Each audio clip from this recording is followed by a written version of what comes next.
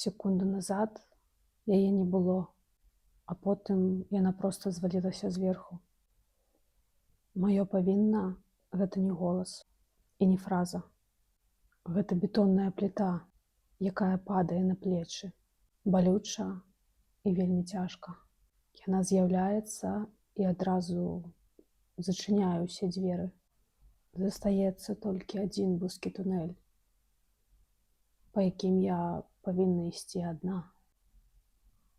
Пад гэтай плітой я забываю, што маю права не рабіць, што маю права паклапаціцца пра сябе ці папрасіць дапамогі ў кагосьці. Гэтая пліта паказвае мне: ты адна, ніхто не прыйдзе, ніхто не дапаможа. Ты павінна спраўляцца сама, толькі ты. Зараз я хачу заўважыць гэты цяжар, гэта не я, гэта пліта, якая звалілася зверху. І калі я называю яе плітой, а не сваім абавязкам, паміж намі з'яўляецца хоць крыху паветра. Паветра, каб проста выдыхнуць.